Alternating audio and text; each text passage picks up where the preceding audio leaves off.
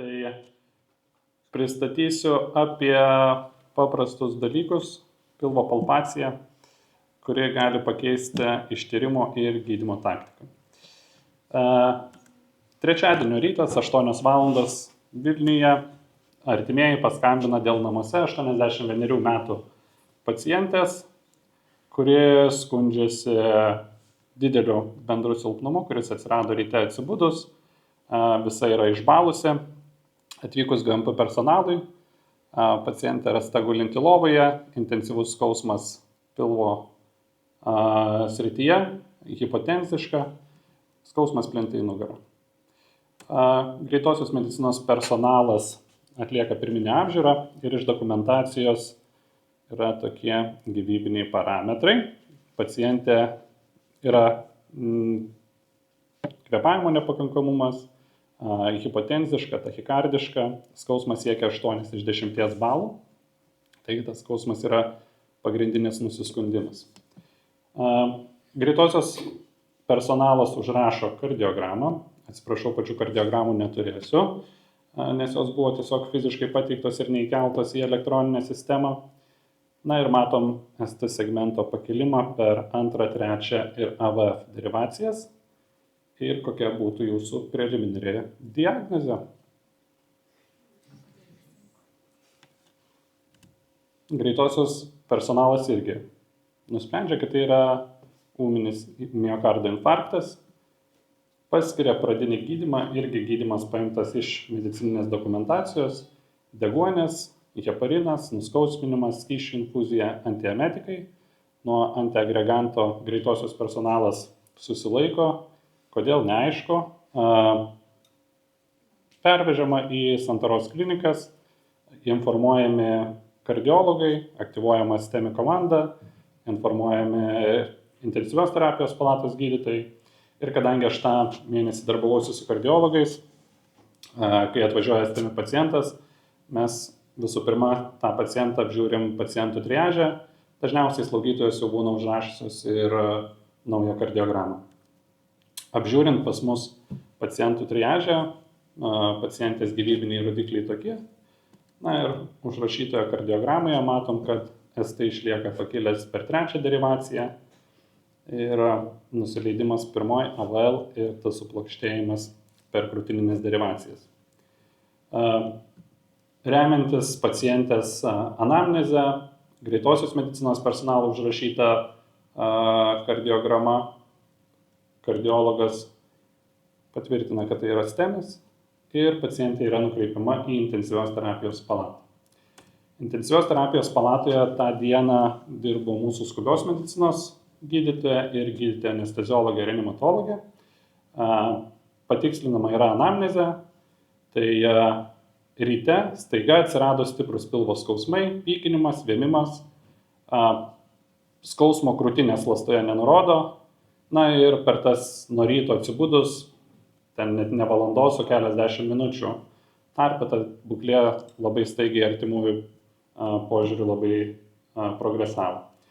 Iš gyvenimo anamnezės turim gausią gretutinę patologiją, tiek kardiologinę, tiek neurologinę, taip pat serga cukriniu diabetu pacientė ir prisijungus prie monitoriaus jau intensyvios terapijos palatoje turim STEMI pacientą, kuris yra ir hemodinamiškai nestabilus, periferinė kraujotaka spazmuota, po GMP skirto gydymo pilvo skausmai regresavę.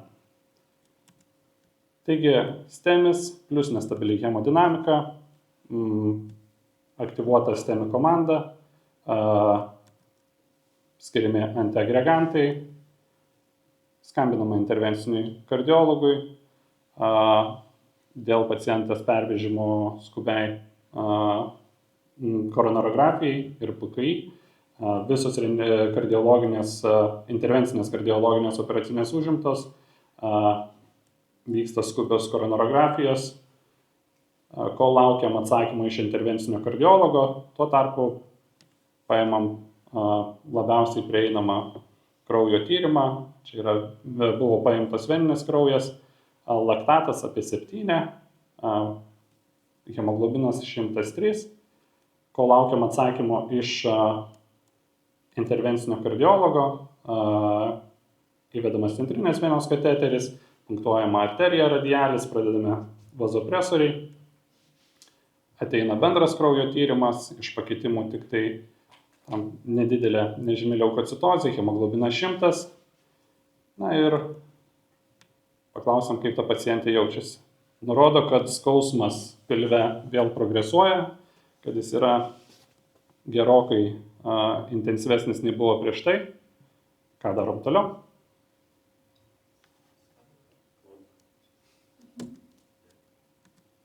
Pilvo palpacija. Tai turbūt dalykas, kurį labai dažnai pamirštam arba nepadarom. Pilvas skausmingas visame plote, čiuopiamas ribotas sukietėjimas virš bambos, pats irgi tą sukietėjimą nuėjau pasižiūrėti, čiupinėjau. Tokio dydžio darinys virš bambos, nepulsuojantis, skausmingas, difuziškai aplinkui, visas pilvas taip pat skausmingas. Tuo metu intensyvioje terapijoje dirbo kartu su mumis šiandien esanti gydytoja Laura. Tai nebuvo jos pacientas, bet kai jinai girdėjo viską, ką mes aplinkui šnekam, tai pasakė arterija ir dar koks dalykas - echoskopija. Laktatas užaugęs iki 8,5, hemoglobinas 96. Ir tikriausiai nebelaukiam, kol tas intervencinis kardiologas atsilieps, o darom echoskopiją. Vaizdo pačio sistemoje neturėjom, bet dažniausiai tos atvejus aš nusifilmuoju.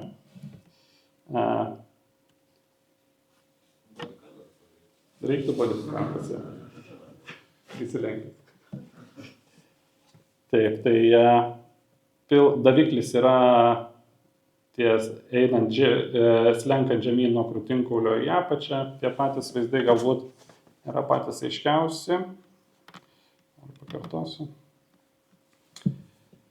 Yra stebima išsiplėtusi pilvinė aortos dalis su plyšimo požymiais, skysčių pilvo ertmėje. Nežinau kaip pas jūs, bet jeigu skubiukas padaro echoskopiją, vis tiek dar turi užtvirtinti echoskopuotojas. Tai patvirtina, kad visgi tai yra pilvinės aortos dalies plyšimas. Turim 81 metų pacientę, kuriai suduoti antikoaguliantai, antiagregantai.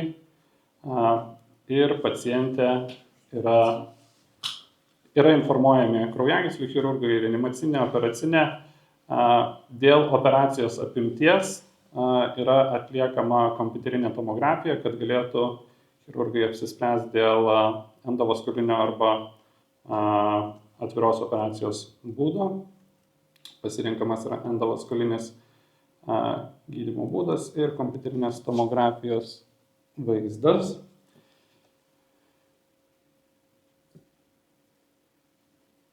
Aiškus ir rezidentui. Didžiulė pilvos aortos aneurizma su plyšimu į retroperitoninį tarpą, krešulys susidaręs aplink tą plyšimą. Pacientė yra nukreipiama į operacinę ir tuo tarpu jau po jos išvykimo dar ateina kraujo tyrimai, kurie jau taktikos nebekeičia, bet tiesiog bendram įsivaizdavimui. Biocheminiai ir bendras kraujas nieko, didimerai paskui atėjo 5000. 81 metų pacientai yra atliekamas operacinis gydymas ir operacija praeina sklandžiai, pacientė yra perkeliama į reanimaciją. Kadangi, kaip matot, parų, kiek čia noriu atvaizduoti, nėra pridėta labai daug, tai turbūt išeitis bus aiški, bet ką norėčiau atkreipti dėmesį. Vienas iš galimų būdų išleista namo tolimesniam ambulatoriniai priežiūrai. Ką norėčiau atkreipti dėmesį, kad 81 metų pacientė po operacijos perkelus į reanimaciją yra stebėtinai blogai stabilios būklės. Yra su vazopresoriais. Vazopresorių dozės lyginant su tais vazopresoriais, kurie buvo skubios pagalbos skyriuje, yra mažėjančios tos dozės. Kvėpavimo nepakankamumas užtenka tik tai deguonies per... Nereikia taikyti invazinės ventiliacijos ir suformuojama diagnozė. Sekančią parą statusų reanimacijai padaugėja apie pacientės būklę. Dienos eigoje pirmojo budėjimo dalyje pacientė jaučiasi neblogai, būklė patenkinama, tokia kokia gali būti tokioje situacijoje. Antroji dienos pusėje pacientės būklė blogėja, vystosi dauginius organų pažeidimas dėl blogėjančios būklės ir įtariant pakartotinį pakraujavimą ar kitas operacija susijusios komplikacijas padaroma pakartotinė kita. Na ir matom, yra kontrasto užtekėjimo požymiai. Reanimacijai buvo suformuotos gydymo apimtys. 81 metų pacientė, persirgusi miokardo infarkto, stentuota, šuntuota, persirgtas insultas, šiuo metu išsivystęs dauginius organų funkcijos nepakankamumas. Nuspręsta, jeigu bus poreikis, pačio gydymo neintensyvinti. Na ir antrą parą po operacijos buvo konstatuota paciento mirtis. Kalbant apie aneurizmas, dažnis priklauso nuo įvairių veiksnių. Tai yra amžius, lytis, rizikos socialiniai faktoriai, genetiniai veiksniai. Tai vyrai vyresni negu 65 metų turi didesnę riziką nei moteris. Na ir jeigu prisideda bent vienas rizikos veiksnys, kaip toksai rūkymas, rizika labai staigiai, netgi kartais didėja. Jeigu pacientui yra jau iki įvykusio to tragiško plyšimo nustatyta aortos aneurizma, tos aneurizmos dydis taip pat yra susijęs su plyšimo rizika. Šiai pacientiai aneurizma buvo 8 cm pločio ir 9 cm ilgio. Kalbant apie diferencinę diagnostiką, kad mums nebūtų gyventi labai lengva, 40% pilvinės aortos aneurizmos atveju yra pirmoji diagnozė arba pirmas įtarimas yra klaidingas. Tai reiškia, kad pilvinės aortos aneurizmos plyšimai gali pasireikšti labai skirtingą kliniką. Na ir kaip manot, kokia dažniausiai ta klaidinga diagnozė būna?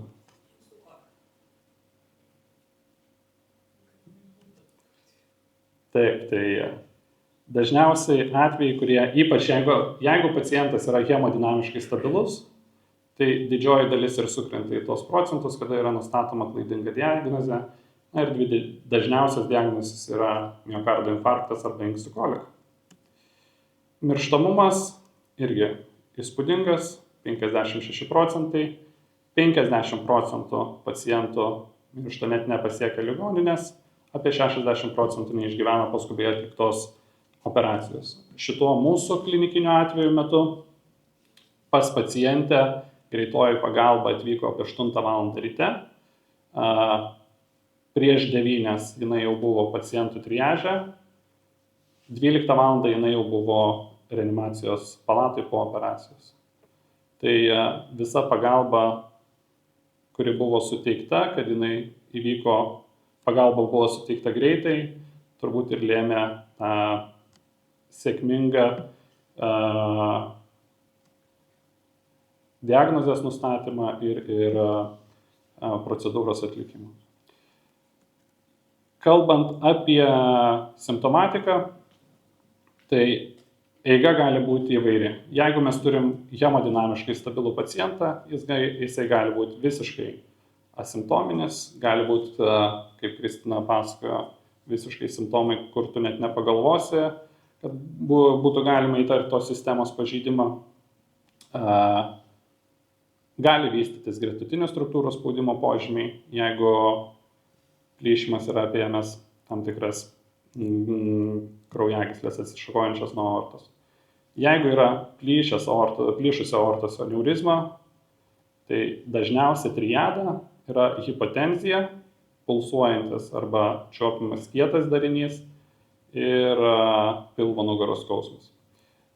Vaizdiniai tyrimai, ultragarsas, ką turbūt didžiosiuose ligoninėse turim prieinamą visose intensyvios terapijos palatose, na ir kompiuterinė tomografija, tiek diferencinės, tiek gydymo apimties sprendimai, būtent sprendžiant dėl operacinio gydymo apimties. Keletą žinučių, ką norėčiau, kad išsineštumėm. Mes dabar kas mėnesį irgi darom klinikinių atvejų aptarimus.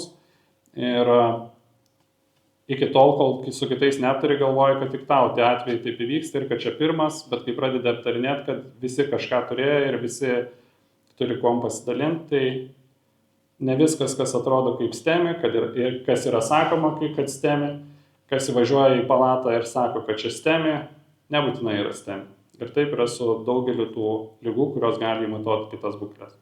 Ir mes nesam išskirtiniai. Škotijoje, jeigu neklystu, atlikta studija, per 2 metus PKI centras, kiek aktyvuota STEMI, kiek buvo STEMI aktyvacijų, ir 10,5% tai buvo STEMI imituojančios būklės. Kita literatūra, tai yra kraujagyslių chirurgų rekomendacijos, kad gali iki 40% būti STEMI imituojančių būklių. Tai yra aortos aneurizmos, plyšimai, disekacijos ir taip toliau. Klinikinė išraiška. Nieko nenustebinsiu. Gali būti visiškai asimptominė arba netipinė. Jeigu turėsim triadą, šokas, skausmas, čiuopiamas darinys, greičiausiai, kad tai užves mus ant tinkamos tolimesnės diagnostikos, bet vėl, kad nebūtų lengva gyventi, ne visiems tai būna. Jeigu prie insultų mes turim time is brain, laikas yra smegenis, čia mes turim time is blood.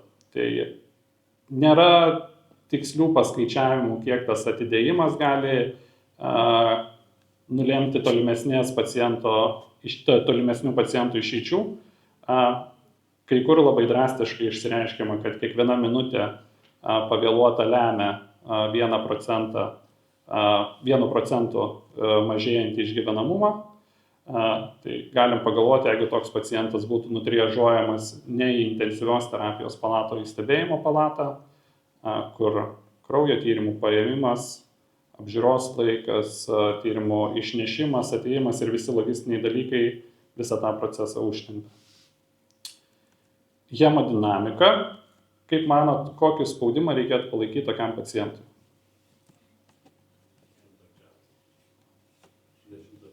100 kem, kokių dar variantų? Nedaugiau 102, daugiau? Gerai, tai kaip čia diskutuojam, taip diskutuoja visas pasaulis. Nėra aišku, kiek reikėtų palaikyti tą spaudimą. Ir aišku, kad reikia tokių studijų.